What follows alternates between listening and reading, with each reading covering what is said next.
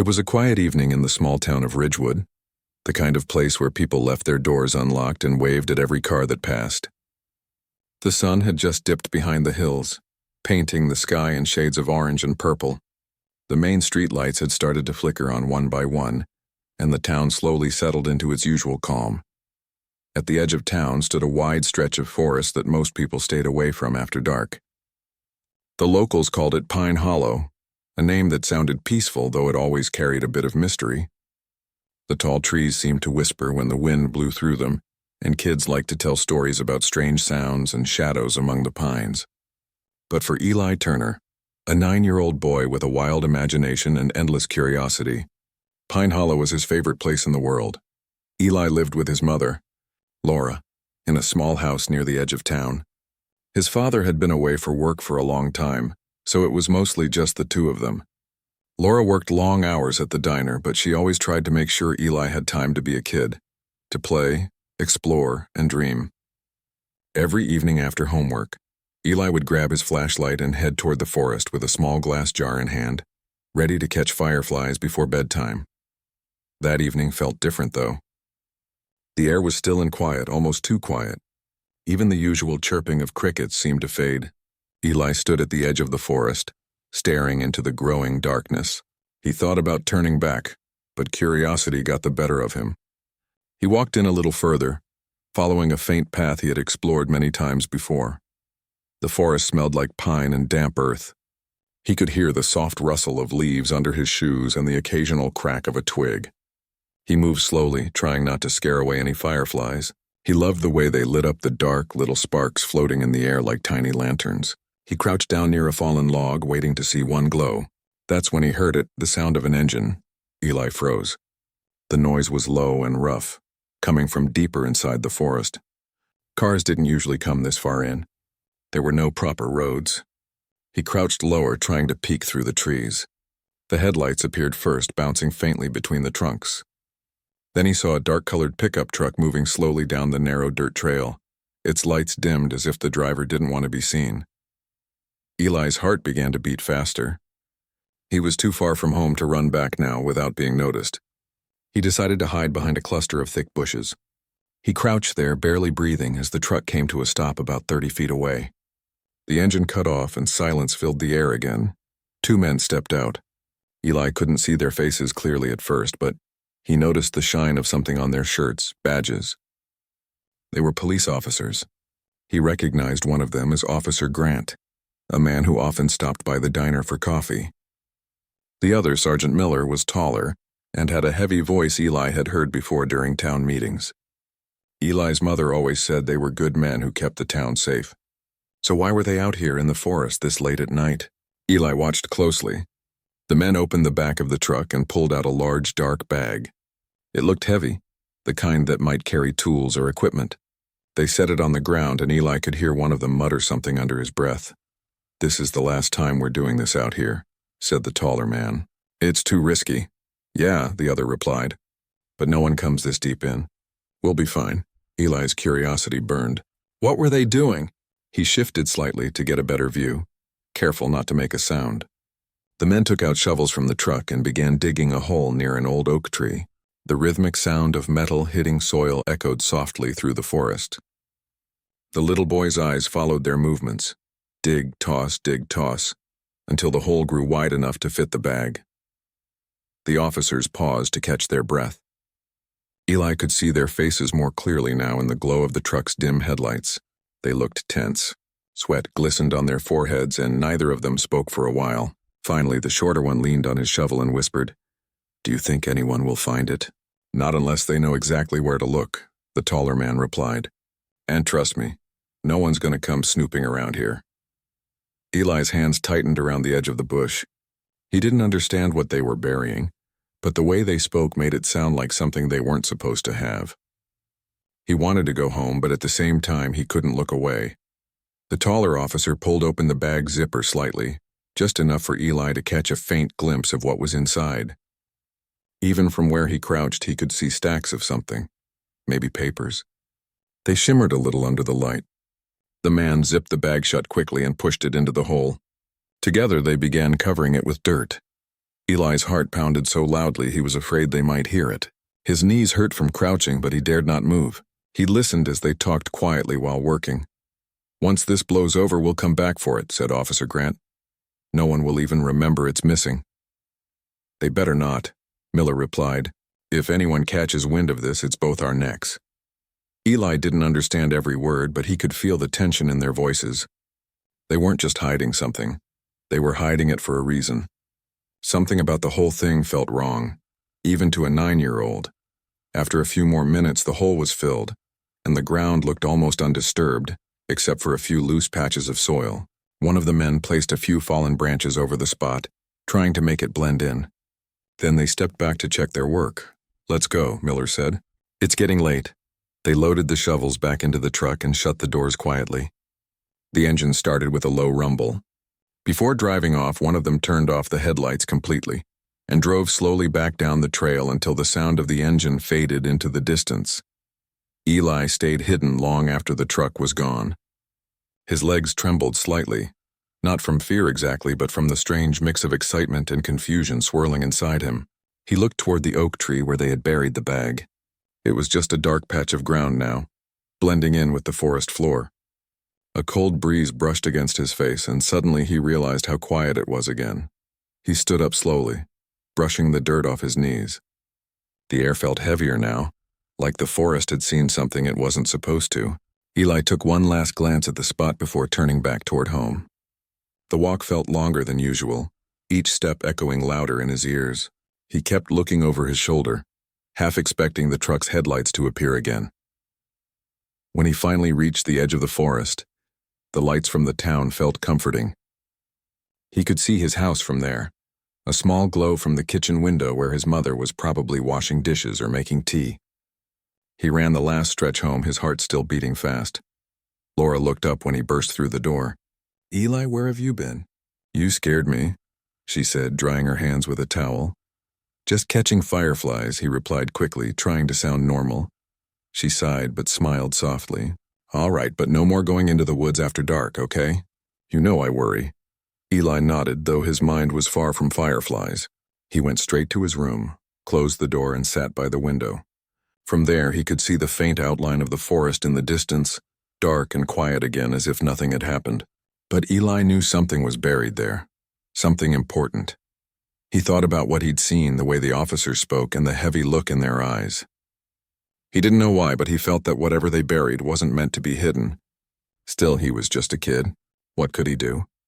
He decided to keep it to himself, at least for now. Maybe it didn't mean anything. Maybe it was all part of their job. But deep down, a small voice whispered that it wasn't. That night, Eli lay in bed staring at the ceiling. The sound of the truck's engine replayed in his head. The image of the black bag burned into his mind. He tried to convince himself to forget it, but curiosity had already taken root. The next morning, when the sun rose and the world seemed ordinary again, the forest didn't look the same to him anymore. It wasn't just a place for catching fireflies now. It held a secret, one he wasn't sure he wanted to keep. As the days went by, Eli tried to act normal. He went to school, did his chores, played with his friends, but every time he looked toward Pine Hollow, his stomach twisted a little. The secret weighed on him. Sometimes he caught himself staring at the old oak tree from afar, wondering what exactly was inside that bag and why 2 police officers had chosen to hide it there.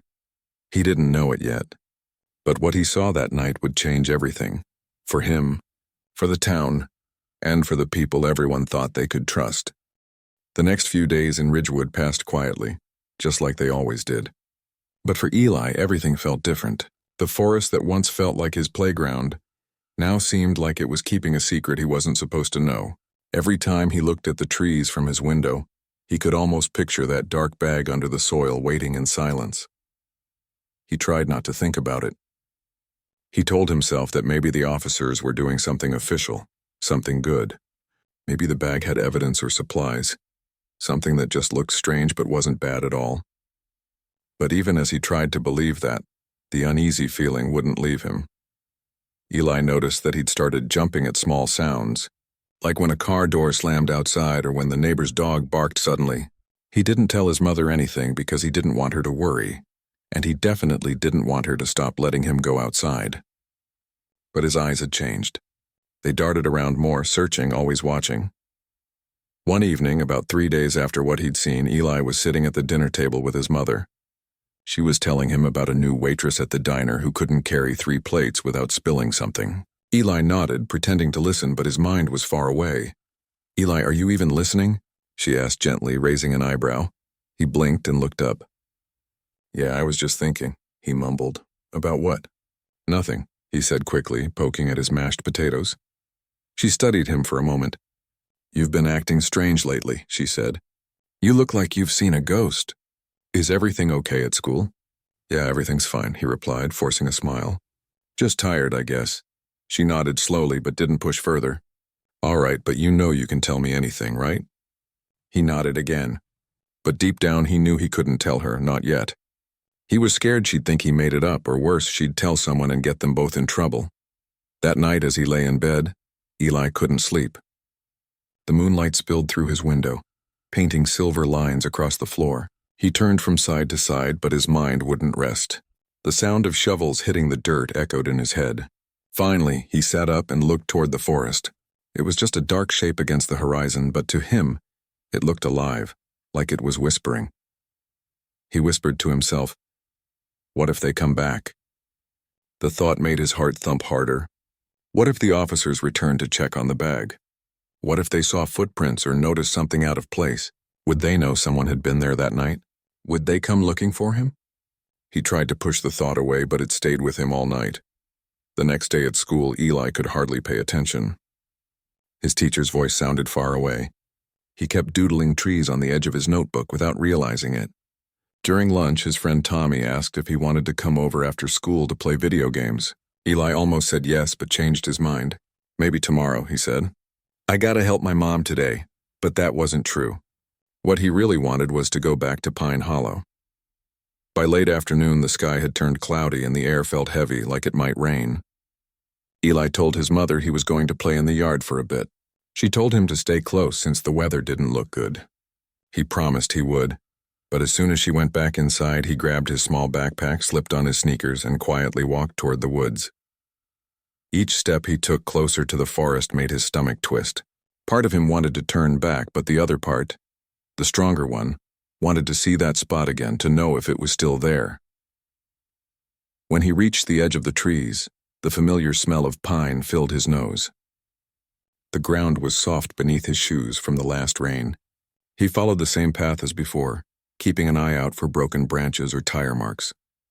The deeper he went, the quieter it became, until even the birds seemed to disappear. After what felt like forever, he reached the old oak tree. It looked the same, strong, tall, with its roots stretching out like long fingers. The ground near it looked normal too, except for a small patch of soil that was slightly darker, as if the rain hadn't touched it the same way. Eli's heart started beating faster. He stood there for a long moment, listening. The forest was silent. No cars, no voices. Just the sound of his own breathing. Slowly, he knelt down and brushed the top layer of soil with his hand. It was dry and soft.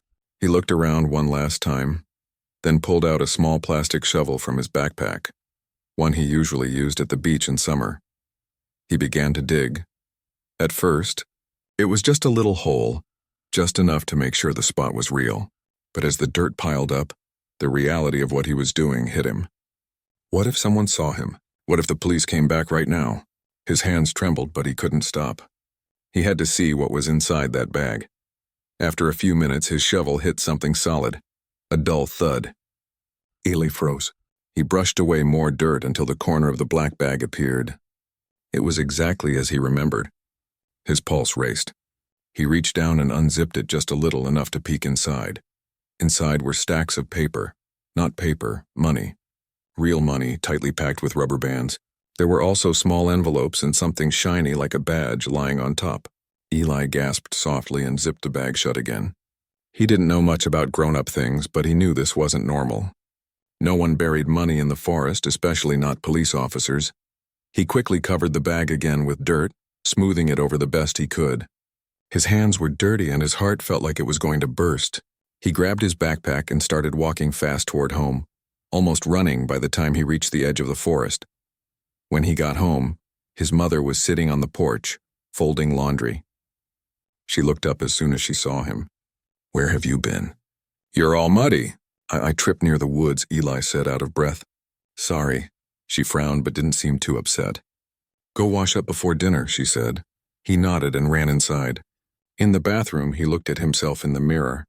His face was pale, his hair messy, and his eyes wide. He turned on the faucet and washed his hands, but the dirt under his nails wouldn't completely come off. He didn't care. He just kept replaying what he'd seen. The money, the badge, the way the bag looked hidden under the ground. That night, as the rain finally began to fall outside, Eli sat by his window again. Lightning flashed in the distance, lighting up the forest for just a second. He thought about telling his mother everything, but fear held him back. What if she didn't believe him? What if she told someone who wasn't supposed to know? What if those officers found out he'd seen them? He curled up under his blanket, but sleep didn't come easy. The storm outside matched the storm inside his head. The next morning, Ridgewood was buzzing with news.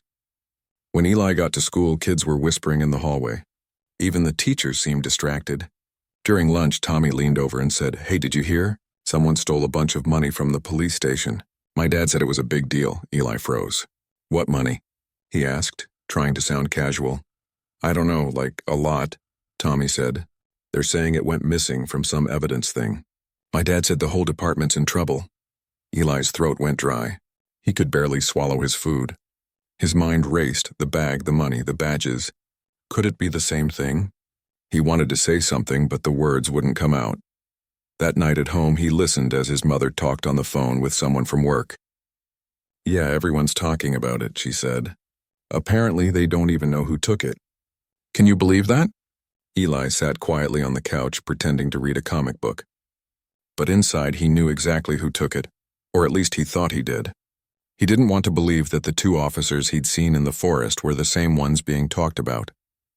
They were supposed to protect people, but if they really were hiding that money, then everything he thought he knew about good and bad was suddenly confusing.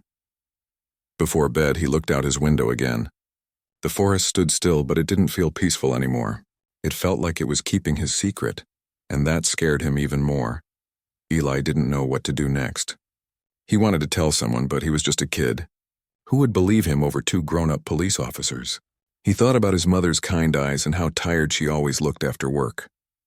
He didn't want to make her worry, so he made a quiet promise to himself. He would keep watching. If they ever went back to that forest, he'd know. He'd be ready. But what he didn't realize was that secrets like this never stay buried for long. A week passed since the night Eli had dug up that bag in the forest, but it was all he could think about. The town of Ridgewood still looked the same on the outside. Kids rode bikes down Main Street. Neighbors watered their gardens, and the sound of laughter echoed from the park on weekends.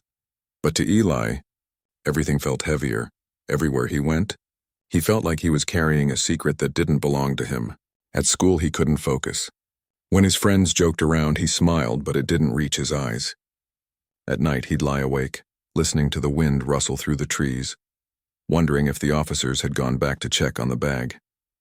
His mother noticed something was wrong. "You've been quiet lately," she said one evening as she set a plate of spaghetti in front of him. "Are you sure nothing happened at school?" Eli shook his head. "Everything's fine, Mom," but she didn't look convinced. "You've got that faraway look again," she said softly, "like you're thinking about something you shouldn't be." He looked up at her, tempted to tell her everything, but the words froze in his throat. How could he explain that two police officers, men everyone trusted, were hiding something bad in the woods? What if she didn't believe him? What if she told someone and they came after them? Instead, he just said, "I'm okay, really." She smiled faintly and reached across the table to ruffle his hair. "You're a strange little dreamer sometimes, you know that?"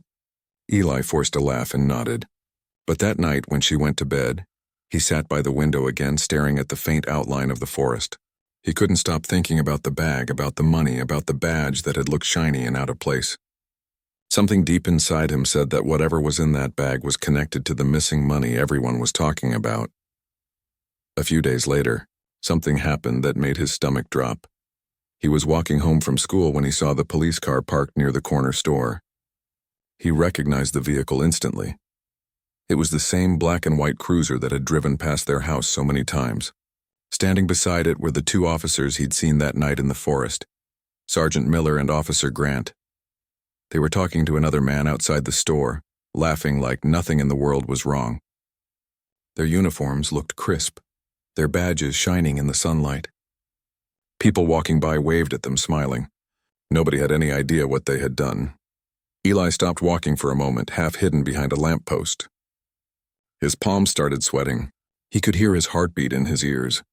The men looked normal, friendly even, but he couldn't forget the sound of their voices in the dark woods, the way they whispered about splitting the money. He waited until they got in the car and drove off before he continued home. The whole way there his thoughts raced. They looked so calm, so sure of themselves. It made him realize something. They thought no one had seen them. That night he couldn't keep the secret anymore. He needed to tell someone. He waited until his mom was done with her evening chores, then followed her into the kitchen. "Mom," he began softly. "Can I tell you something?" She looked up from the sink. "Of course, sweetheart." "What's wrong?" Eli hesitated. His hands fidgeted on the table. "It's about the forest," he said finally. "And the police." Her face changed a little, not scared but serious. "What about them?" He took a deep breath and told her everything. How he'd gone into the woods that night, how he'd seen the truck, the bag, and the two officers burying it. He told her how he went back and found money inside, and how he thought it might be the missing cash everyone was talking about. At first, she just stared at him, silent. When he finished, she said, "Eli, are you sure about this? You're not imagining things, right?" "I'm sure, Mom," he said, his voice trembling. "I saw them. I even opened the bag. There was money and a badge."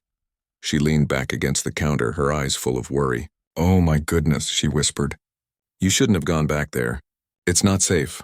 "I know," he said, his eyes wide. "But what are we going to do?" She bit her lip, thinking. "We can't just go to the local police," she said quietly. "If what you're saying is true and those men are involved, then we need to tell someone higher up." "Someone outside of Ridgewood?" Eli frowned. "Like who?" "The state police," she said after a moment. "I know someone. My cousin's husband works in that department. I can call him tomorrow. But we'll keep this quiet for now, okay?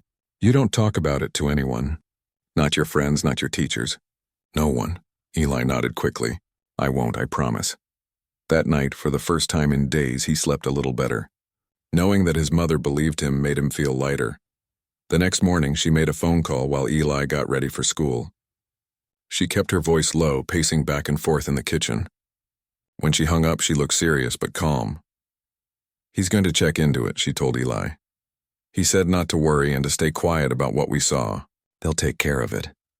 Eli felt a small wave of relief wash over him. Maybe everything would finally be okay. But the world has a strange way of twisting things when you least expect it. Later that week, rumors started spreading around town. People said the missing money case was getting worse. Some said the department might face an internal review. Others whispered that someone inside had tipped off investigators, but no one knew who. Eli tried to ignore the gossip. But one afternoon, as he was walking past the diner, he saw the two officers again, and this time they looked different. Their usual smiles were gone. They stood by their car, talking in low, tense voices. When they noticed Eli across the street, their eyes met his for just a second. It was brief, but it was enough to make his heart jump. He quickly looked away and hurried home. The whole walk, he kept replaying that moment in his head. Did they recognize him? Did they know he'd seen them that night? When he got home, he locked the door behind him, even though his mother wasn't there yet. He sat by the window, staring out at the road, waiting. He didn't know what he was waiting for. Maybe for his mom, maybe for something to happen. But his chest felt tight. When his mother came home, she noticed right away that something was off.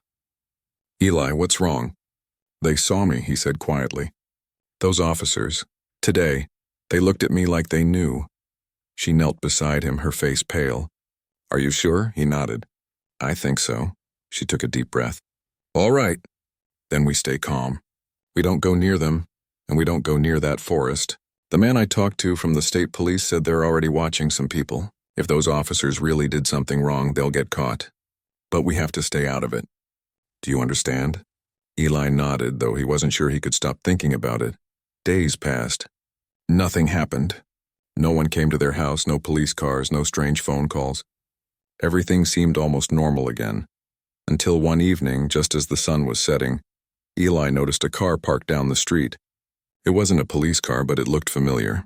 He pulled the curtain slightly and peeked. Two men sat inside. He couldn't see their faces clearly, but one of them looked like Officer Grant. His stomach dropped. He backed away from the window and found his mother in the kitchen. "Mom," he whispered, "there's a car outside. I think it's them." She went to the window and looked carefully without moving the curtain too much. Her expression tightened. "Go to your room," she said softly. "Now." Eli did what she said, but he stayed by his window watching. The car stayed there for a long time, then finally drove off slowly, disappearing down the road. When his mother came to check on him later, she looked calm again, but her eyes told a different story. "They're gone," she said. "Don't worry. Everything's fine." But Eli could tell she was lying a little, not because she wanted to, but because she had to. That night, the air in their little house felt heavy. Eli lay in bed, staring at the ceiling again, wondering if the men would come back, if they knew he'd seen them, if the secret in the forest would finally come to light. Outside, the forest stood silent under the moonlight. The wind brushed through the trees, carrying whispers that only Eli seemed to hear. He closed his eyes and told himself over and over, "They'll get caught. They have to." But even as he tried to believe it, he couldn't shake the feeling that the story wasn't over. Not yet. Days turned into weeks, and Ridgewood began to feel different. There were whispers everywhere, at the diner, at the grocery store, outside the post office. People talked about investigations, missing evidence, and rumors that someone inside the police department had been caught lying. No one knew the full story, but everyone had an opinion. Eli listened quietly whenever adults talked about it. He didn't say much, but his mind absorbed every word. Each rumor felt like a puzzle piece he was trying to fit together. At school, things seemed normal on the surface, but Eli couldn't shake the uneasy feeling that someone was watching him. Every time he saw a police car drive by, he tensed up. Every time he heard tires crunching on gravel, his heart skipped a beat. His mother tried her best to keep things calm at home. She cooked his favorite meals, helped him with homework, and made small jokes to lighten the mood. But Eli could tell she was nervous too.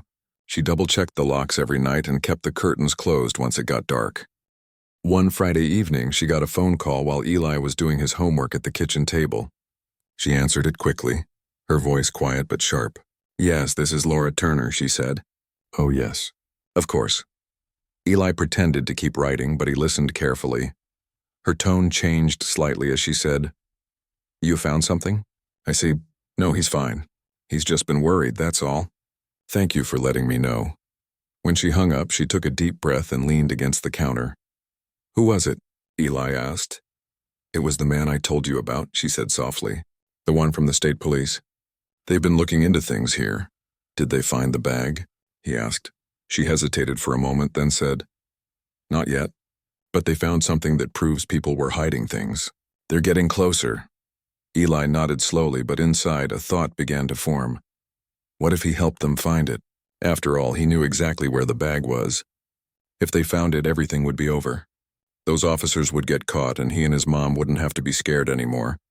That night, he couldn't sleep again. He kept thinking about that patch of dirt near the old oak tree, buried deep inside Pine Hollow. He imagined the investigators searching in the wrong place while the real evidence sat there waiting. The next morning, he made a decision. When his mother went to work, Eli packed his small backpack again. Inside, he put a flashlight, a notebook, and a granola bar. He didn't plan to stay long, just enough time to mark the spot clearly so someone could find it later. He told himself he wasn't doing anything dangerous. He was just helping. The forest was quiet as he stepped inside. Sunlight filtered through the branches, painting moving shapes on the ground. He followed the path carefully, listening to every sound. A bird chirping, leaves crunching, the faint hum of wind. When he reached the old oak tree, he stood still for a long moment. Everything looked the same, just as he remembered. The soil was packed down and covered with dried leaves. He took out a small red string from his backpack, something he'd found in a drawer at home, and tied it loosely around a nearby branch. That way it would be easy to spot later. Then he crouched down, brushed away some dirt, and made a small mark with a stick. Just as he was about to leave, he heard something behind him. A sound. Soft but clear. He froze. It wasn't a bird or a squirrel. It was the sound of footsteps. Eli's heart began to race. He turned slowly and saw a figure in the distance. At first, it was just a shadow moving between the trees. Then he saw a flash of something metallic. A badge. It was Sergeant Miller. Eli's stomach dropped. He ducked behind a bush as quietly as he could, holding his breath. The sergeant stopped near the tree, looking around. His face looked tense, different from the calm mask he usually wore in town. He knelt down and touched the dirt like he was checking it. Eli's mind raced. Had they realized someone had been here? Were they moving the bag? The man muttered something under his breath, then stood up and looked around one more time. Eli didn't dare move. After a few long seconds, Miller turned and walked back toward the direction of the road, disappearing into the trees. Eli stayed frozen for almost 5 minutes before he finally stood up. His knees were shaking, and his heart felt like it was about to burst out of his chest. He didn't know if the man had seen him, but he couldn't risk staying there. He ran all the way home without looking back. When he burst through the front door, his mother was already home, sitting at the kitchen table with a cup of tea. She looked up in surprise. "Eli, what's wrong?" "You're pale." He tried to catch his breath. "I went to the forest," he said, his voice shaking. "I just wanted to mark the spot so they could find the bag, but..." Her face went white. "You did what?" "I saw him, Mom, the tall one." "He was there. I think he knows someone's been digging." She put down her cup and grabbed his shoulders. "Eli, you can't ever go back there again, do you understand?" "Ever." Tears welled in his eyes. "I'm sorry. I just wanted to help." "I know," she said, softening a little. "But this is too dangerous. We're going to call the investigator again right now." She made the call immediately. Eli could only hear one side of the conversation, but her tone told him everything. When she hung up, she said, "They're going to send a team tomorrow morning. They'll check the area around the forest and see if they find anything. We just have to stay quiet and let them handle it." Eli nodded. He wanted to believe everything would be okay now, but that night, sleep didn't come easy. He dreamed of the forest, of the sound of shovels, the flash of headlights, and the cold look on the sergeant's face. The next day, things started happening fast. Several black cars arrived in Ridgewood, the kind with no markings but serious-looking people inside. They didn't talk much to anyone, but the whole town noticed. The diner buzzed with gossip again. People said they were state investigators checking something in Pine Hollow. Eli watched from the window as the cars drove past. His mother stayed close to him all day, pretending everything was fine, but her nervous glances at the clock gave her away. That evening, just before sunset, there was a knock on the door. His mother answered it. A man in a dark suit stood outside, polite but serious. "Mrs. Turner?" he asked. "I'm from the State Investigation Unit. We'd like to ask a few questions, if that's all right." She let him in, and they sat at the kitchen table. Eli sat quietly nearby, hands clasped. The man asked calm, careful questions. When she'd first noticed something strange, what Eli had seen and whether they'd told anyone else. When Eli spoke, his voice was quiet but steady. He described everything exactly as it happened. The truck, the digging, the bag, even the red string he'd tied that morning. The man took notes without interrupting. When Eli finished, the investigator gave a small nod. "You've done the right thing," he said. "We'll take it from here." That night, Eli and his mother barely spoke. They just sat together on the couch, holding hands, watching the quiet outside. The forest in the distance looked peaceful again, but Eli knew better now. Peace could be a trick of the light. The next morning, everything changed. It started with the sound of sirens. Not the usual ones from the town patrol, but louder, more urgent. Eli ran to the window and saw several cars heading toward Pine Hollow. His mother joined him, her face tense. "Do you think they found it?" Eli asked. She didn't answer, but her hand tightened around his shoulder. Hours passed before any news came out. When it did, it spread fast. The investigators had found something buried near the old oak tree, a large black duffel bag filled with cash, documents, and items from the missing evidence locker. The discovery shocked the entire town. By evening, the rumors turned into headlines. People gathered outside the diner talking in disbelief. They found it in Pine Hollow, someone said. Can you believe that? And they say some of our own officers were involved. Another whispered.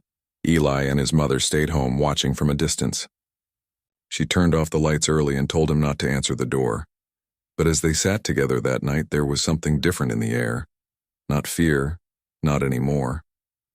It was relief. The secret wasn't a secret anymore. The truth was finally out. Eli looked at his mother and said quietly, "Do you think they know it was us who told?" She shook her head. "No, and even if they did, it doesn't matter." The truth had to come out, he nodded slowly. For the first time in weeks, his chest felt lighter. That night he slept deeply. The sound of sirens faded into dreams, replaced by the gentle whisper of wind through the pines. The forest at last felt still again, like it had been waiting all this time for the truth to be uncovered. But even as Eli drifted to sleep, he couldn't shake one thought. Sometimes the people everyone trusts the most can hide the biggest secrets, and sometimes it takes someone small, someone nobody expects, to make things right. The morning after the discovery, Ridgewood felt strange. The air seemed heavier, quieter somehow. People walked slower, spoke softer, and when they passed the police station, they avoided looking too long. The news had spread like wildfire. 2 officers had been caught up in something dark and no one could believe it. For years, those men had been faces everyone trusted. They helped at community fairs, directed traffic during parades, and waved at kids on their way to school. But now all that was gone. Their badges didn't shine the same anymore. Eli sat at the kitchen table eating cereal when his mother turned on the small radio by the window. The news reporter spoke calmly, but her words carried weight. State investigators have confirmed the arrest of 2 Ridgewood police officers following an ongoing internal inquiry. Evidence recovered from Pine Hollow includes missing funds and documents connected to past cases. The officers remain in custody while the investigation continues. Eli stopped chewing. Hearing it said out loud made it real. He set down his spoon and looked at his mother. "They really got them," he said quietly. She nodded. They did. For a long moment, they just sat there. The house felt still, like it was holding its breath. Finally, his mother reached across the table and squeezed his hand. "You were very brave, Eli. You did the right thing." He looked down at his hand in hers. "It doesn't feel like it," he said softly. "It just feels weird. Like the world isn't the same anymore." She smiled gently. "That's what happens when you learn the truth about something. It changes how you see things. But that's not a bad thing." Eli didn't answer. He just nodded and went back to eating, though he hardly tasted a thing. Later that day, they went into town to pick up a few groceries. Everywhere they went, people were whispering. Some looked angry, some confused, others just sad. When they saw the Turners, they smiled politely. But Eli noticed a few lingering looks, curious ones, as if people were starting to piece things together. At the checkout, Mrs. Kelly, who ran the bakery, leaned over and said quietly, "Your boy's a good kid. Laura, you should be proud." His mother smiled kindly but didn't say much. On the way home, she said softly, "People talk, but that doesn't mean they know everything. Let's just stay quiet for now." That night, the stars shone brighter than they had in weeks. The forest in the distance looked peaceful again. But peace had a different meaning now. It wasn't just quietness, it was safety, honesty. It was knowing the truth was out there in the open. The following week, the state investigators came back to town. They didn't stay long, but before they left, one of them stopped by the Turner home again. He thanked Eli and his mother for their help, explaining that because of their information, more things had been uncovered. It turned out the 2 officers had been part of something bigger, a small network that took advantage of evidence from cases that never made it to court. Eli listened quietly as his mother spoke with the man. When he finally looked at Eli, the investigator gave a small, warm smile. "You probably don't realize how important your courage was," he said. "Sometimes the smallest voice makes the biggest difference." After he left, Eli sat on the porch for a long time. The wind moved through the trees and he thought about everything that had happened. That night in the woods, the fear, the secrets, and finally, the truth. It felt like a story he'd read in a book, except this one had left real marks on his life. School felt strange for a while. Some kids whispered about the investigation. Others didn't mention it at all. A few of them looked at Eli differently, not unkindly, just curiously. But his best friend Noah treated him the same as always, and that helped. One afternoon after school, Noah said, "I heard my dad talking about the cops who got arrested. He said someone must have told the investigators where to look. Do you think it was you?" Eli hesitated, then smiled a little. "Maybe," he said. "But it doesn't really matter who. What matters is that they found what they needed." Noah nodded, satisfied. "Yeah, my dad says the town's safer now." That made Eli smile for real. Weeks turned into months, and Ridgewood slowly went back to normal. The forest grew thick with summer leaves again. People stopped talking about the arrests as much. The new officers who joined the department worked hard to earn the town's trust. They smiled more, talked more, and tried to show that not every badge was the same. Eli's life also started to feel normal again. He rode his bike after school, helped his mom in the garden, and sometimes went fishing with his uncle at the lake.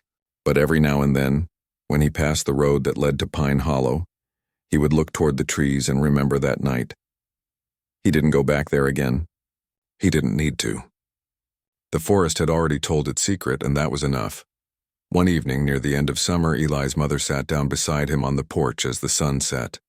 The sky was painted in soft orange and pink, and the crickets were starting to sing. "You've been quiet lately," she said. "Are you thinking about what happened?" He nodded. "A little. I still see it sometimes when I close my eyes. The lights, the shovels, the bag. It's hard to forget." "I know," she said gently, "but one day it'll just be a story you tell. And maybe it'll remind people why it's important to speak up, even when it's scary." Eli looked at her. "Were you scared?" "Of course," she said. "Any parent would be. But I was also proud. You saw something wrong and told the truth. That's not easy for anyone to do, let alone a kid." He smiled faintly. "I guess I didn't really think about it. I just couldn't stop thinking about what they did. It wasn't fair." "No," she said softly. "It wasn't. But because of you, it won't happen again. That's something good." The wind blew gently and a few leaves drifted across the porch. The world felt calm again, honest and steady the way it was supposed to be.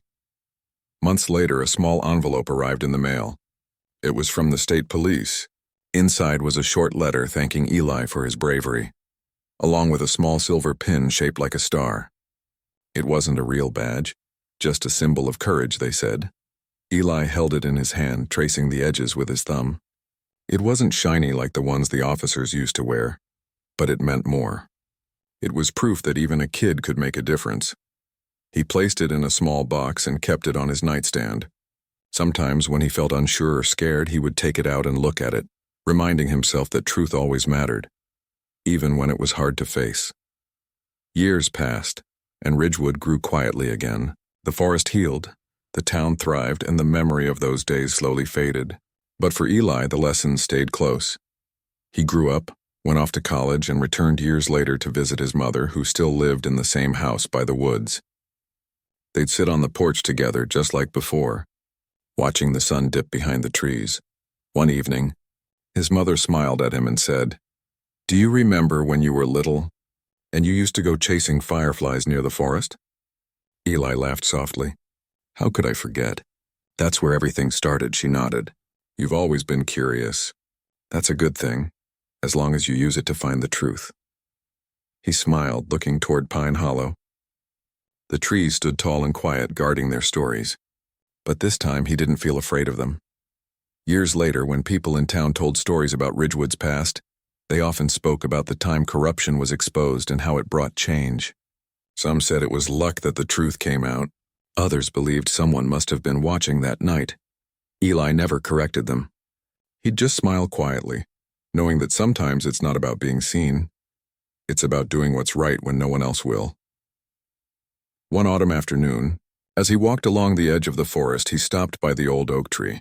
The ground was covered with leaves, golden and crisp. He placed his hand gently on the trunk and whispered, "Thank you." He didn't know why he said it. Maybe to the forest, maybe to fate. But in that moment he felt peace. The past didn't haunt him anymore. It had simply become part of who he was. The boy who saw something, told the truth, and helped his town find its way back to honesty. When he walked away, the forest stayed silent, the way old friends do when they understand each other perfectly. And that was how it ended. Not with noise or headlines, but with quiet truth.